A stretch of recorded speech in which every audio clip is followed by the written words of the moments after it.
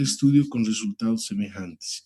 Debe ser claro y sencillo, además completo y ordenado, redactado de manera clara y precisa para el entendimiento de toda persona que esté relacionado con el tema.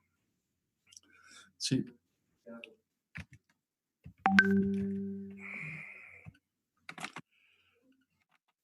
Ok. ¿Qué funciones son las que ahora cumple el protocolo o perfil? O sea, básicamente cumple tres funciones. Aquí vemos la primera, que es obtener la aprobación académica, ¿sí? Para poder iniciar el desarrollo del proyecto de investigación, ¿verdad? O sea, el perfil se constituye en el documento que obviamente es presentado por el postulante para su aprobación a través de un tribunal. La aprobación de este documento constituye la autorización para poder iniciar el proceso de investigación. La segunda función, orientar y guiar al estudiante en el proceso que deberá seguir para realizar la investigación. O sea, en cierta manera, cuando nosotros ya tenemos aprobado el perfil, lo único que tenemos que hacer es básicamente dar estricto cumplimiento a todo lo que nosotros hemos planificado. ¿Sí? O sea, todo lo que está inserto en ese documento, pues tenemos que dar cumplimiento para que podamos desarrollar básicamente de manera ordenada cada uno de los pasos que se han establecido. Y finalmente, la tercera función, que es obtener el apoyo de personas o instituciones para acceder a la información y a los datos que se consideren necesarios durante el proceso de investigación, ¿verdad? O sea, sí es importante porque cuando nosotros realizamos un trabajo de investigación, es importante, compañeros, que podamos contar con información y datos. Y obviamente ello ha de implicar que nosotros vamos a tener que posiblemente utilizar este documento, nuestro perfil, para poder obviamente tocar las puertas de instituciones e inclusive solicitar a algunas personas especializadas en un área determinada para que ellos puedan ayudarnos en lo que respecta a poder obtener información y poder obtener datos que obviamente van a ser requeridos para nuestro propósito de investigación. Veamos ahora lo que concierne básicamente a la etapa de ejecución, ¿verdad? Ya hemos dicho que hay dos etapas, una etapa de planificación y una etapa de ejecución. Si esta etapa de ejecución es la etapa del desarrollo de la tesis de grado, proyecto de grado, trabajo dirigido, ¿verdad?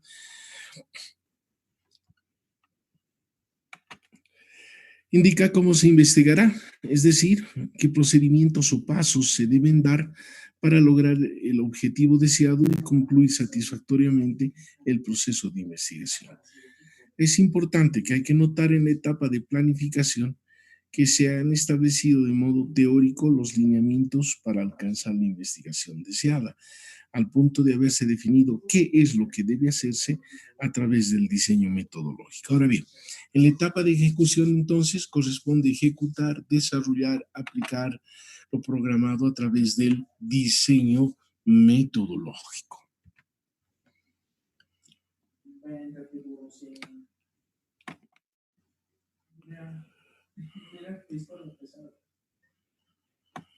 Entonces, básicamente, observamos que dentro de las funciones que cumple el perfil, tenemos ahí una etapa de planificación, una etapa de ejecución. La primera que nos responde básicamente al qué queremos investigar y la etapa de ejecución, el cómo vamos a investigar, ¿verdad?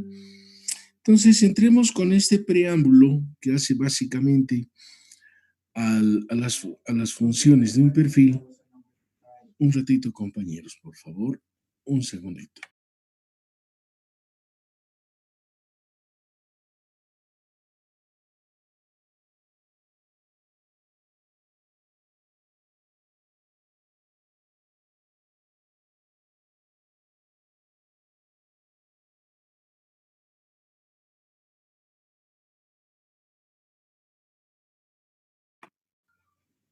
Entonces entramos básicamente a lo que viene a ser ahora el perfil de la tesis de grado, ¿verdad? Hemos dicho que vamos a ir desarrollando cada uno de ellos.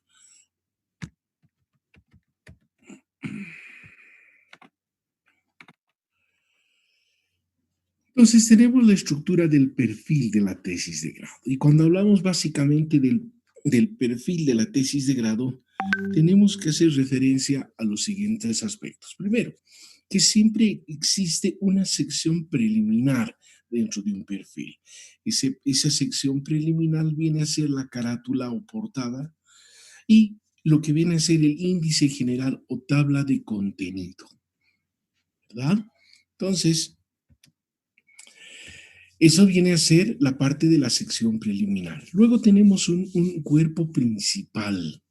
Ese cuerpo principal básicamente contempla la introducción, contempla el diseño metodológico y lo que viene a ser el marco teórico o referencia. Ese diseño metodológico lo explicamos en la parte de abajo, toda vez de que ésta contempla problemas científicos, objetivos, hipótesis, métodos y técnicas, tipos de investigación, alcance, el universo y la muestra, ¿verdad? Ahora, en el inciso C, básicamente tenemos nosotros un cronograma de trabajo. Ese cronograma de trabajo es el que nosotros nos permite poder establecer las diferentes actividades que vamos a desarrollar en el trabajo de investigación. Normalmente, ¿qué contempla este cronograma? Desde lo que viene a ser la elección, muchas veces la elección del tema de investigación y concluye con la presentación del informe, ¿sí? Ahora, el método más utilizado para un cronograma de trabajo es el uso del diagrama de Gantt, pero indudablemente podemos utilizar también otros instrumentos, por ejemplo, utilizar el método PERT, por ejemplo, que es muy interesante y además nos permite ser bastante eficientes en lo que respecta al uso de recursos, particularmente a lo que concierne al factor tiempo, ¿sí? Ahora, en el inciso de lo que nosotros tenemos es lo siguiente: la estructura tentativa de la tesis de grado, ¿sí? Entonces, esta estructura tentativa de la tesis de grado viene a ser, en cierta manera, la alternativa o la opción por la cual nuestro trabajo de investigación va a responder a una determinada estructura, ¿sí? Entonces ahí mencionamos, ¿verdad? Es una instancia que se debe presentar una estructura posible y o tentativa de la tesis de grado. Esta presentación tiene un carácter provisional, pudiendo variar en la medida que se desarrolle la investigación. Indudablemente esto es cierto. Esta estructura, compañeros, de la estructura tentativa de la tesis, solamente debemos mencionarlos a nivel de capítulos. O sea, no es necesario que nosotros lo desagreguemos con subcapítulos y subcapítulos, ¿sí? Necesitamos simplemente citarlos a nivel de capítulo. Como estamos viendo ahí, capítulo 1, introducción; capítulo 2, marco metodológico; marco teórico; marco práctico; demostración de objetivos; conclusiones y recomendaciones y bibliografía, ¿sí? Solamente está ahí. ¿Y por qué? Porque básicamente no sabemos, ¿sí?, qué subcapítulos, qué subcapítulos vamos a utilizar o vamos a emplear en el documento final. Por eso simplemente cuando lleguemos a la parte de la estructura tentativa, ustedes lleguen a la estructura tentativa en su perfil, simplemente necesitan mencionar tal cual está, ¿sí?, en las letras azules. Y finalmente tenemos lo que viene a ser la bibliografía, ¿sí? Las referencias bibliográficas. Estas referencias bibliográficas vienen en cierta manera a ser una exposición literaria preliminar que nosotros estamos utilizando básicamente para poder sustentar el proyecto de investigación, ¿verdad? Y obviamente que habrá que, como toda cita bibliográfica, también tiene sus normas. En este caso, por ejemplo, se utiliza comúnmente la norma APA, por ejemplo, para las citas bibliográficas. Pero también podemos utilizar el formato Incotec también, que también tiene su respectiva validez, ¿sí?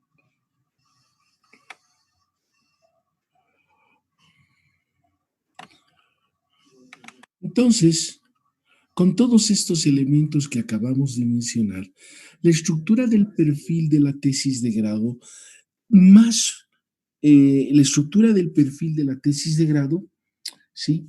La plantearíamos de la siguiente manera, ¿sí?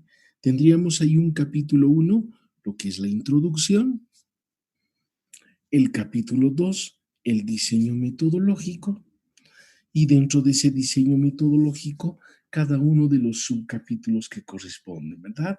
Ahí tenemos el planteamiento del problema, los objetivos, la justificación. En lo que concierne a la justificación, tomamos el criterio del profesor Agreda, desagregamos, no estamos haciendo que la justificación forme parte de la introducción. Luego tenemos lo que viene a ser eh, la hipótesis, tenemos la metodología, ¿sí? Tenemos la metodología y tenemos el alcance, ¿verdad? Es muy importante que cuando nosotros lleguemos al subcapítulo 2.4 hipótesis, siempre contemplemos identificación de variables. No se olviden, compañeros, que toda investigación siempre está en torno o con base a variables. En el fondo, ¿qué es lo que estudiamos? ¿Sí? El objeto de estudio, indudablemente. Pero, básicamente, cuando realizamos una investigación, nos centramos en el estudio de las variables. ¿Sí? Toda tesis de grado, todo proyecto de grado, todo trabajo dirigido contempla variables. No hagan lo que hace unos días un estudiante, que yo soy tribunal, me dice licenciado, pero he leído en un libro que solamente el uso, la identificación de variables es solamente para los trabajos de grado. Eso es una total aberración. ¿Sí? La identificación de variables, incluida la operacionalización de variables, compañeros, ¿sí? Corresponde a todo trabajo de investigación. En este caso, tesis, proyecto de grado y trabajo dirigido. ¿Sí? Luego tenemos un tercer capítulo que viene a ser el marco teórico o referencial, ¿verdad? Sí, es importante ese marco teórico referencial porque indudablemente, reitero, sustenta nuestro proyecto de investigación. Ahora, algo que es importante, compañeros, no abramos capítulos para todo y para nada. Lamentablemente no tengo un documento que estoy revisando, que no les puedo mostrar en este momento, no lo tengo acá, donde el postulante que precisamente me hace su apreciación incorrecta, pues crea, ¿no? Por ejemplo, capítulo 3, planteamiento del problema. Capítulo número 4, objetivos. Capítulo número 5, hipótesis. O sea, no podemos abrir, compañeros, capítulos para todo y para nada. Cuanto menos capítulos tengamos, mucho mejor, ¿sí? Cuanto menos capítulos tengamos, mucho mejor. Entonces, por eso es importante que nosotros sepamos de que cuando diseñamos nuestra estructura del perfil, pues utilicemos el menor número de capítulos correspondientes. Por ejemplo, en este marco teórico referencial, ustedes particularmente que trabajan con normas, no es necesario crear un capítulo y decir capítulo 4, marco normativo, no. El marco normativo simplemente puede ser un subcapítulo del marco teórico referencial. Segundo, marco conceptual. ¿Qué error es el que cometen? Confunden concepto con definiciones. Por ejemplo, cuando se trata de auditorías, ¿qué es lo que agarran, no? Por ejemplo, estoy viendo un documento, justo el que estoy revisando, que es de la carrera, ¿no? Me ponen ahí conceptos, ¿no? ¿Qué es hallazgo en el marco de las normas de auditoría gubernamental para auditorías especiales, ¿verdad? Todas las definiciones que establecen en las NAG Agarran y las colocan en conceptos. No confundan definición con conceptos.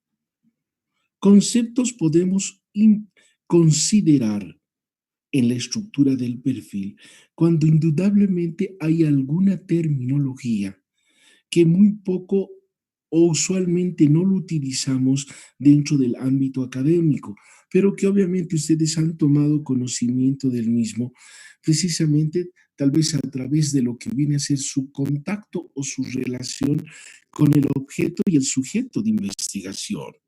Entonces, ahí sí podríamos considerar. Pero a veces agarran un término y sacan del diccionario, del mismo término, como 10 palabras, como 10 conceptos, ¿sí? Obviamente eso no es correcto, ¿sí? No es correcto, compañeros, porque pareciera que lo que queremos es ganar espacio en nuestro trabajo de investigación, pues suficiente bastará un concepto. ¿Cuándo podemos utilizar más de un concepto respecto de un término?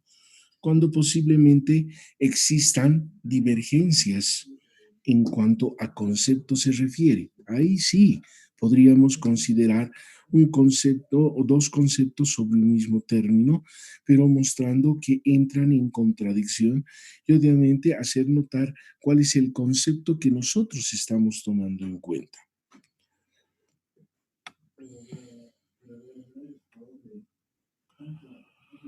¿Dónde estamos? Acá abajo. Okay.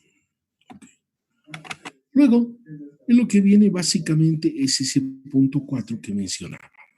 La estructura tentativa de la tesis de grado. Introducción, diseño metodológico, marco teórico referencial, marco práctico, conclusiones y recomendaciones, bibliografía y anexos. Sí.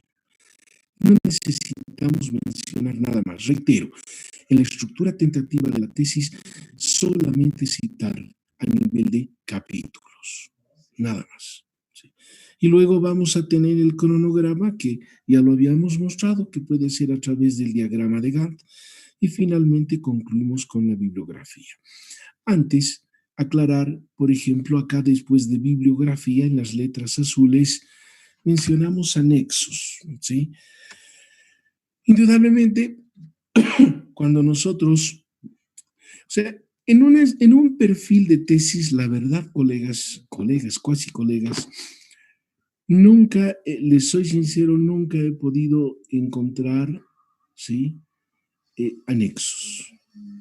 Algunos autores mencionan el tema de anexos, ¿sí? Pero los anexos normalmente van en los documentos finales. En una oportunidad vi, por ejemplo, como un muchacho que también era postulante, incorporó en los anexos, ¿sí?, los modelos de encuestas que iba a realizar.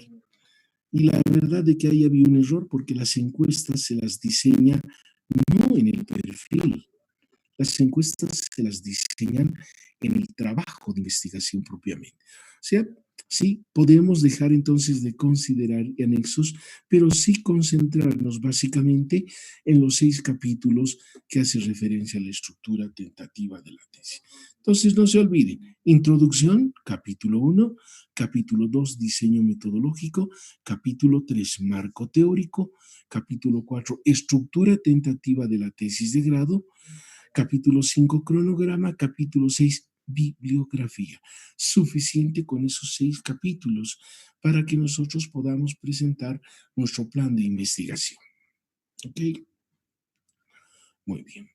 Entonces, vayamos a ver básicamente ahora este elemento que habíamos mencionado a un principio, que forma parte de lo que viene a ser la sección preliminar, ¿verdad? Obviamente toda sección preliminar, ¿sí?, toda sección preliminar contempla, decíamos, la portada y lo que viene a ser eh, la tabla de contenido, ¿verdad? Y básicamente, ¿qué es lo que contemplamos en la portada o lo que llaman ustedes carátula? Este es el nombre de la universidad, la facultad, la carrera, ¿verdad? Luego tenemos el logotipo de la carrera, tenemos obviamente que colocar debajo del logotipo perfil de tesis de grado. Debajo del perfil de la tesis de grado vendrá el título de la investigación, ¿verdad? El título del tema de investigación. Luego debajo colocamos el apellido, apellidos y nombres del postulante o de los postulantes. Normalmente en una tesis de grado solamente el nombre del postulante o la postulante. Luego irá los datos personales del tutor y concluye finalmente señalando lugar, mes y año de presentación, ¿no? La Paz, Bolivia, junio 2020, ¿verdad? Entonces estos son los elementos que concierne básicamente a nuestra carátula, que normalmente en la carrera lo presentamos a través de un anillado, ¿verdad? Un pequeño anilladito donde obviamente lo primero que observamos es la carátula. Ahora, después de la carátula o la portada, ¿qué es lo que viene? Viene el contenido general o, lo más correcto, la tabla de contenido. ¿Sí? Ahora, nosotros para poder desarrollar o para poder elaborar la tabla del contenido, ¿sí? Primeramente en el documento, después de la carátula, siempre no se olviden, hay que colocar una hoja en blanco. Después de la hoja en blanco, recién, compañeros, viene, ¿sí? La tabla de contenido. Ahora, en la mayoría de los textos de metodología de la investigación que ustedes han debido ya ver cuando llevaban precisamente la materia de metodología de la investigación, cuando se hace referencia al contenido de la temática de la investigación, ¿sí? Normalmente no se utiliza la terminología de capítulos o de títulos. Se utiliza de la terminología de divisiones, subdivisiones y división de subdivisión. En nuestro léxico particularmente no utilizamos esa terminología. Normalmente utilizamos nosotros, ¿sí? Lo que vienen a ser capítulos, ¿sí? Subcapítulos, subcapítulos, o en algún caso título, ¿sí? Título, subtítulo o subtítulo, ¿verdad? Entonces, no se hagan problemas cuando encuentren en los textos de la metodología, sí, con esa terminología, toda vez simplemente que nosotros vamos a seguir en cierta manera la línea que ellos establecen. Ahora, para poder reflejar la tabla o contenido, nosotros podemos hacerlo a través de dos formas, ¿sí? Podemos a través del método de la forma mixta o de la forma decimal, que son obviamente los que universalmente se utilizan, ¿verdad? Pero obviamente en ningún caso se va a mezclar el uno con el otro, ¿verdad? Entonces, veamos los ejemplos que conciernen básicamente a lo que viene a ser el contenido. Hay muchas formas de presentar, reitero, el contenido de una tabla. Y ahí, bueno, si bien acá los que voy a mostrarles normalmente no se los utiliza en el ámbito del pregrado de la academia, pues es necesario que sepamos sobre su existencia. Ahí tenemos, por ejemplo, el formato mixto simple. Ese formato mixto simple, ¿sí? Nos refleja básicamente en una tabla de contenido el uso para divisiones, subdivisiones y división de subdivisión. Se utilizan números romanos, se utilizan letras y se utilizan números arábigos, ¿sí? O sea, no es tan sencillo, es un tanto complicado su uso, pero reitero, es importante que conozcamos acerca de su existencia, ¿verdad? Aquí dice el esquema que no es únicamente los capítulos y sus aspectos más generales y el número de sus subdivisiones no es mayor de 3. Es decir, se enuncia el capítulo y se presentan 3 subdivisiones y sus correspondientes correlativos. Luego tenemos el formato mixto compuesto, ¿sí? Ese formato mixto compuesto, ¿sí? hace referencia, por ejemplo, a una tabla de contenido donde observamos el uso igualmente de números romanos para los capítulos y para las subdivisiones, ¿sí? Para la primera subdivisión se utilizan letras mayúsculas, ¿verdad? Se utilizan letras mayúsculas. Para la segunda subdivisión ingresamos al uso de los números arábigos. Para una tercera, tercera subdivisión, nuevamente retomamos las letras, pero las letras del alfabético, pero ya con letras minúsculas. Cuando entramos a una cuarta subdivisión, nuevamente retomamos el uso de números arábigos y para la quinta división el uso también de letras, pero ya obviamente con una pestaña, ¿verdad? Y básicamente cuando llegamos a la sexta subdivisión utilizamos números arábigos, ¿sí? Pero los dos, este número arábigo entre ambos paréntesis, ¿sí? Luego tenemos el formato decimal simple, ¿verdad? Ese formato decimal simple se caracteriza básicamente solo por el uso de números, por el uso de números arábigos, como podemos observar en la tabla de contenido, ¿no? Y básicamente se utilizan números que van desde el 0 hasta el 9, ¿sí? Tanto para capítulos o para divisiones, subdivisiones, segunda subdivisión, ¿sí? Entonces, esa es la forma de poder plantear una tabla de contenido bajo un formato decimal simple. Luego tenemos el formato decimal compuesto. ¿Sí? Ese formato decimal compuesto, de la misma manera, nos refleja que básicamente todos sus capítulos son enunciados a través del uso de números arábigos, tanto capítulos, subcapítulos o lo que vienen a ser subdivisiones y los correlativos también de cada subdivisión. Acá, por ejemplo, tenemos el capítulo 1, la primera subdivisión, que puede solamente tener un correlativo de primera subdivisión, ¿verdad? O si vale en este término, una sola subdivisión. Cuando se habla de una segunda subdivisión, solamente puede contemplar dos correlativos. Cuando hablamos de la tercera subdivisión, tres correlativos. ¿Sí? Luego finalmente llegamos a lo que vienen a ser los contenidos por formato decimal por niveles. Acá en cierta manera ya un tanto más familiar el uso de esta tabla de contenido, donde encontramos la introducción, la característica, que los capítulos son enunciados a través de números romanos. ¿Sí? Luego, los subcapítulos y los subcapítulos de la misma manera son ya enunciados a través de lo que son números arábigos. ¿Verdad? Perfecto.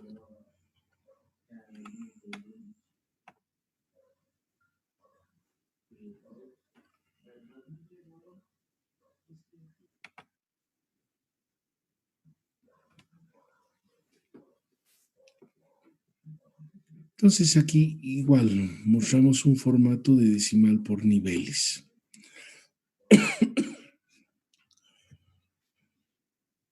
Y también podemos mostrar un contenido a través de lo que viene a ser el modelo de formato APA. Tal vez el formato APA tiene una gran ventaja que podemos trabajarlo a través de Word, ¿verdad? Entrando, por ejemplo, a lo que son referencias, tabla de contenido automático en Word. Inclusive en el Internet hay tutoriales para poder llenar contenidos, tablas de contenido, ¿sí? Entonces, básicamente, ese formato APA difiere en lo siguiente. Normalmente, cuando nosotros utilizamos ese formato APA, está condicionado también a su redacción. El uso de la letra, el interlineado, la paginación, indudablemente Pero sin embargo, por ejemplo, en nuestra universidad, en nuestra carrera, no tenemos un reglamento específico para el uso de algún formato determinado. Pero ¿qué es lo que hacen algunos colegas? Algunos les exigen el formato APA, pero lo irracional está que deberían exigirle pues, la aplicación del formato APA en todo lo que viene a ser el trabajo de investigación, no simplemente para armar, qué sé yo, la parte que concierne, por decir, a las relaciones, a hacer lo que concierne a las referencias bibliográficas, ¿sí? Sí, dígame, compañeras, adelante. Hay una compañera que ha levantado la mano. Compañera que acaba de levantar la mano, dígame.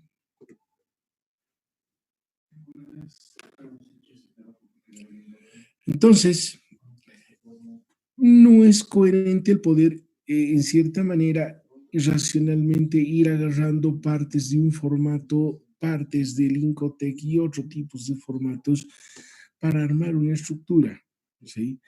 O trabajamos todos con APA o definitivamente simplemente dejamos a criterio del estudiante, ¿sí?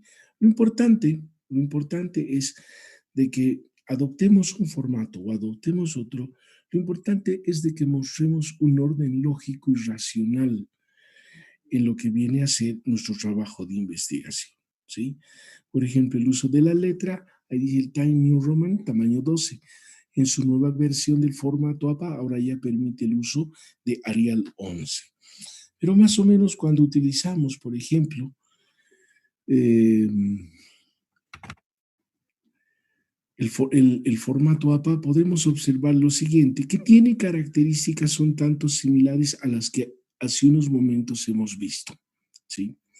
Con la diferencia que la introducción, compañeros, no forma parte de los capítulos de investigación, ¿sí? Los capítulos, la introducción, si bien forma parte del documento, pero no es un capítulo. En algunos casos también se exige en el formato APA lo que viene a ser lo concerniente a poder presentar un resumen que en el marco de las normas APA exige, por ejemplo, que no sean más de 200 palabras y colocar también ese resumen, que es un abstract en inglés, con sus palabras, con sus términos clave, ¿verdad? O sea, no nos compliquemos, compañeros. Si vamos a utilizar el formato APA, partamos de introducción, ¿sí?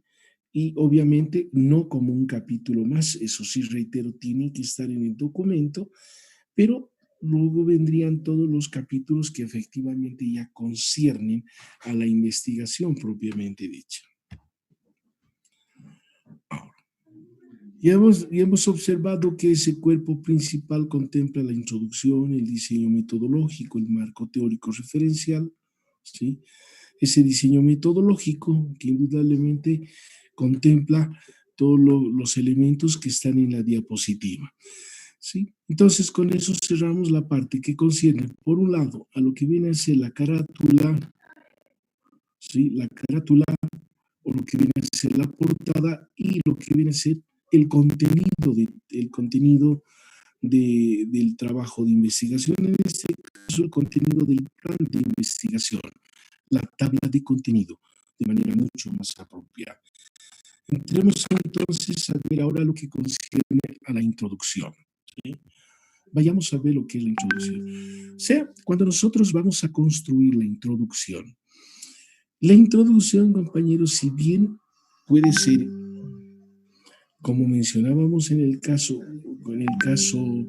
del formato APA, que mencionábamos la introducción, pero que no forma parte, sí, de los capítulos, o en el que nosotros anteriormente hemos visto que el capítulo 1 parte de introducción, podemos optar por cualquiera de esos dos. Pero lo que sí tenemos que saber, que la introducción, compañeros, es el punto de partida de toda investigación, ¿sí? En cierta manera, para nosotros la introducción viene a ser nuestra carta de presentación, ¿sí? En esta introducción, indudablemente, no podemos obviar los elementos que conciernen básicamente a su contenido. Por eso es que cuando nosotros formulamos la introducción, normalmente lo dejamos para el final, ¿sí? Porque obviamente corremos el riesgo de poder obviar algún elemento. O sea, cuando hemos concluido todos los elementos de estructurar nuestro perfil, lo último que tenemos que armar es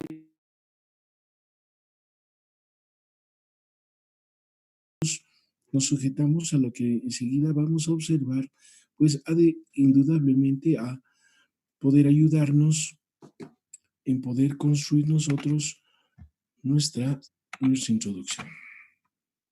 Ahora, para poder formular la introducción, ¿sí?, es necesario plantearnos algunas interrogantes. Por ejemplo, ¿cuál es el tema del trabajo? ¿Cuál es el interés para hacer el trabajo? ¿Cómo está pensado realizar el trabajo? ¿Cuál es la metodología a emplear en el trabajo? ¿Cuál es la finalidad del desarrollo del trabajo? ¿Cuáles son sus posibles limitaciones? ¿Y cuál es la distribución de los temas en la estructura del trabajo? ¿Verdad? Entonces, esto es importante considerar, toda vez que a nosotros nos va a poder permitir poder estructurar de mejor manera nuestra introducción. Veamos un ejemplo sobre el particular. Por ejemplo, al que hacemos mención, ¿cuál es el tema del trabajo? ¿Sí? La primera pregunta. O sea, es importante que en los primeros párrafos de la introducción, ¿sí?, debemos considerar, ¿sí?, todo aquello concerniente al trabajo de investigación o al tema de investigación que nosotros hemos elegido, ¿verdad? Entonces, ahí mencionamos la presente investigación. Es bueno siempre partir con lo que está subrayado en el documento. La presente investigación se refiere al tema del comercio ambulante, que se puede definir como el Producto Interno, bueno, que mencionamos, ¿verdad? Ahora, otro aspecto importante se debe mencionar respecto a las características y causas para poder presentar el tema del trabajo, ¿verdad? Por eso es que lo subrayo ahí. O sea, la característica principal de ese tipo de comercio es una actividad ilegal debido a que no son reconocidos oficialmente, ¿verdad? Luego, para poder analizar esta problemática es necesario de mencionar sus causas, ¿verdad? Entonces, debemos hacer mención a las características y a las causas que hacen el problema. Y concluyo básicamente la diapositiva mencionando que es importante utilizar las frases subrayadas para iniciar la redacción de la introducción. Entonces, ese interrogante que planteamos, ¿cuál es el tema del trabajo?, viene a ser la primera parte de la introducción. Luego tenemos la segunda parte, que hace básicamente mención a cuál es el interés para hacer el trabajo de investigación. Ahí colocamos la investigación de esta problemática social responde al interés de conocer por qué ha crecido el grupo de este tipo de vendedores en la ciudad, qué sé yo, X, y cuánto ha proliferado ilegalmente. Esto permitirá identificar todos los elementos. Pero obviamente ese es un interés general, pero también puede tener interés específico, puede tener un interés académico, puede referirse a un interés de ámbito profesional, ¿verdad? Pero lo importante es que hagamos mención de cuál es el interés para poder hacer el trabajo de investigación. Luego tenemos una tercera parte. En la tercera parte nosotros tenemos que hacer mención a lo que viene a ser la metodología que vamos a emplear para desarrollar la investigación. O sea, ¿cuál es la metodología o estrategia que vamos a emplear o que van a emplear? ¿Verdad? Y ahí mencionamos, en el marco de la teoría económica, la investigación se realizará con una serie de entrevistas a líderes, dirigentes, vendedores ambulantes, autoridades gubernamentales de la gobernación, del municipio, ¿verdad? Después en la conversación con los dirigentes. de los vendedores ambulantes. Los ítems de entrevista no tendrán un número definido y se perfilarán con tópicos sobre política, Estado, gobierno, cooptación, manipulación, mercado político. Luego las entrevistas se realizará a líderes naturales, es decir, informantes claves. Un informante clave es una característica de la muestra, obviamente no probabilística, conocida como intencional. Este tipo de muestra es el que se empleará en la metodología. Sin embargo, durante investigación de campo es importante considerar que las entrevistas estarán sujetas a predisposición de las personas y principalmente de los dirigentes, ¿verdad? Entonces, brevemente mencionamos el método de la investigación. Podemos hacer referencia, obviamente, a las técnicas, instrumentos o herramientas que vamos a utilizar nosotros para poder recopilar información. Luego tenemos la cuarta parte. En esa cuarta parte, nosotros hacemos referencia a cuáles son los objetivos del desarrollo del trabajo de investigación. Mencionamos de manera concreta: analizar los instrumentos de control político, cooptación y manipulación gubernamentales que se aplican sobre los habitantes de los asentamientos urbanos irregulares en las etapas que se forman como movimiento social. Diferenciar el trato político y de acceso a equipamiento, contrastar en nuestro universo de estudio la dinámica política de los vendedores ambulantes ligados a diferentes partidos políticos, ¿sí? O sea, de manera muy sucinta, hacemos referencia a los objetivos o la finalidad de la investigación. Luego tenemos una quinta parte que hace mención a la distribución de los diversos temas que ha de contemplar el trabajo de investigación. O sea, cuál va a ser la distribución de los diferentes capítulos que ha de tener la investigación, ¿verdad? Si en el capítulo se tratará sobre tal cosa, en el capítulo 2 veremos tal situación, en el capítulo 3 se analizará conceptos y caracterizaciones, como mencionamos básicamente. O sea, consiste en presentar un resumen del contenido de los diferentes capítulos. Entonces, esa es una forma de poder presentar la introducción, ¿sí? Pero también podemos nosotros, un segundito, pero podemos nosotros también recurrir a otra forma de presentar la introducción. Y básicamente esta otra presentación inicialmente responde a algunas características importantes que son necesarias mencionarlas, ¿sí? Tenemos, por ejemplo, que la introducción debe ser una redacción clara, sencilla y secuencial. Tiene que haber un uso correcto de la ortografía. No se olviden, compañeros, que la introducción se constituye en su carta de presentación. Si se observa, por ejemplo, el capítulo de introducción, realmente no con errores, sino con horrores ortográficos, en vez de escribir cajón con G, con J ponen con G, pues ¿qué pueden decir? ¿Verdad? Luego, un aspecto importante, no podemos utilizar ejemplos, utilizar ni gráficas, ni tablas, ¿sí? En lo que viene a ser la introducción. Si en cierta manera la introducción refleja una síntesis de lo que se pretende demostrar o alcanzar a través de la investigación. Y obviamente que debe ser presentado en forma de narración. Ahora, veamos el contenido. Cuando hablamos del contenido, primeramente tenemos que hacer mención en la introducción aspectos que hacen a sus generalidades, ¿verdad? O sea, realizar una breve presentación de la problemática existente. Es muy probable que ahí contemplemos sujeto y lo que es objeto de investigación, ¿sí?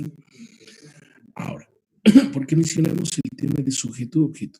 Si nosotros de pronto estamos haciendo referencia en nuestro objeto de investigación, sí o sí se vincula a un sujeto de investigación, como tal, que viene a ser una organización, una institución o una entidad donde hemos establecido el problema de investigación, nosotros tenemos que reflejar en la introducción estos elementos que hacen a la empresa. Algunos que hacen, ¿no? Características, o sea, capítulo, introducción. Luego, ¿qué colocan? Sí, antecedentes generales. Algunos, ¿qué es lo que hacen? Colocan, un segundito. Algunos, ¿qué hacen? Colocan marco institucional. O sea, realmente no sé. Algunos contemplan el marco institucional es, en cierta manera, para poder reflejar, ¿verdad? Pero ya les decía, no necesitamos crear muchos capítulos. Dentro de la introducción, ¿sí? Podemos hacer referencia a la empresa, mencionar que el sujeto de investigación se refiere en la parte estrictamente que concierne a la empresa, ¿sí? Podemos contemplar los datos generales de la empresa, ¿sí? O sea, su razón social, cuándo ha sido creada, cuál es la estructura organizacional que tiene, cuál es su misión, cuál es su visión, cuáles son los objetivos que tiene la empresa. Y obviamente a partir de ello, sí, ir descendiendo para poder ingresar básicamente en lo que viene a ser la problemática existente dentro de ese sujeto de investigación, ¿sí? Ahora, por el otro lado, también es importante considerar antecedentes de trabajos que se hayan sido desarrollados y que están vinculados a la investigación. O sea, es necesario hacer mención a ellos, ¿sí? Ahora, posiblemente podamos encontrarnos con algún trabajo inconcluso, posiblemente, ¿sí? Tal vez con algún trabajo, qué sé yo, tal vez hasta inédito, pero que vincula al trabajo de investigación. O sea, tenemos que hacer mención a ellos dentro de lo que concierne al aspecto de generalidades.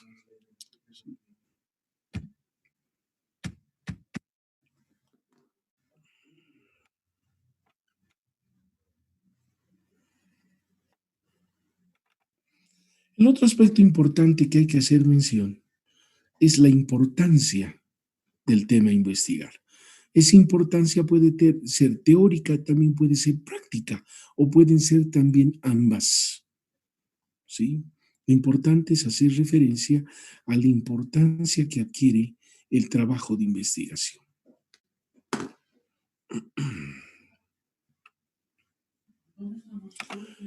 Luego, debemos en el punto C contemplar una visión general acerca del tema. O sea, ¿qué quiere decir? Nosotros tenemos que mostrar, ¿sí? En este caso, a los que han de leer el documento, ¿sí? Tenemos que mostrarle una explicación breve de los aspectos generales, ¿sí? De los aspectos generales y particulares que hacen al sujeto y el objeto de investigación, ¿sí? Siempre, obviamente, partiendo de los elementos que son más generales hacia los más particulares, pero mostrando una visión general del tema que indudablemente involucra al sujeto y el objeto de investigación. El otro elemento importante, que contemple una relevancia social. Si es importante la relevancia social. Cuando hablamos de esa relevancia social, nos estamos refiriendo al interés social que adquiere el trabajo de investigación. Y obviamente cuando hablamos de esta relevancia, debemos contemplar dos dimensiones. Estas dos dimensiones siempre y cuando, perdón, siempre y cuando exista un sujeto de investigación. Por ejemplo, si hablamos de una dimensión interna, nos estamos refiriendo a la relevancia que adquiere el tema de investigación para la organización, ¿verdad? Como tal. Ahí planteamos un ejemplo. Mejorar los sistemas de administración y control de una organización, aspecto que le permitirá alcanzar sus objetivos. ¿Sí? Ok, muy rapidito, por favor, compañeros, anótense, estamos en la diapositiva número 43. Anótense. Muy rápidamente voy a llamar asistencia. Compañeros, códigos 1 al 10. 1, licenciado. 1. 3, licenciado, por favor. Me reitera, compañero, no he podido escuchar. 3, licenciado, número 3. ¿Cómo no? Código 3. Código 5, dice. 5. ¿Quién más? Código 4, licenciado. Código 4. 8, licenciado. 8. Código 9. Código 9. 10, licenciado. Código 10, perfecto. ¿Quién más? 7, licenciado. ¿Perdón? Código 7. Código 7, perfecto. ¿Alguien más del 1 al 10? Códigos del 11 al 20. Ya no voy a retornar, compañeros. Códigos del 11 al 20. Código 12. 11. Código 11. Código 12. Ya está. Código 14, licenciado. Código 14. Código 13, 16. licenciado. Código 15. 16, licenciado. 16. Gracias. ¿Quién más del 11 al 20? 13, licenciado. Código 13. ¿Quién más? Código 17. Código 17. ¿Quién más? 18, licenciado. Código 18. Perfecto. ¿Quién más? Códigos 21 al 30. 22, licenciado. 22. ¿Quién más? 28, licenciado. 28. ¿Quién más? Código 30, licenciado. Código 30. ¿Quién más? Código 24, licenciado. Código 24. Perfecto. ¿Quién más? 25, licenciado, por favor. Código 25. Perfecto. ¿Quién más? Código 29, licenciado, por favor. Código 29. Perfecto. ¿Quién más? En este paralelo, ¿cuántos alumnos tenemos? Código 32, licenciado, por favor. ¿Cómo no? Un ratito. Código 32. ¿Quién más? ¿Quién más, compañeros? ¿Quién más? ¿Quién más, compañeros? 31 al 40. Creo que no hay nada más. Creo que somos 32 acá, ¿verdad? ¿O tenemos más compañeros? ¿Se escucha? Sí, dice. ¿Cuántos somos en el paralelo? Creo que 30, licenciado. Aproximadamente 30, 32, Son licenciado. 32. 32, perfecto. Sí. Ok, muy bien. Les agradezco, compañeros. De todas maneras, vamos a quedar ahí, por favor. Tengo que programar la reunión para el otro curso. Quedamos, anótense diapositiva número 43, por favor. Ok. La próxima clase nos vemos, compañeros. Y mil disculpas por la demora. Tenía una reunión con la Comisión de Salud del Seguro. ¿Ya? Gracias. Hasta luego. Buenas noches, compañeros. Hasta luego, licenciado. Gracias.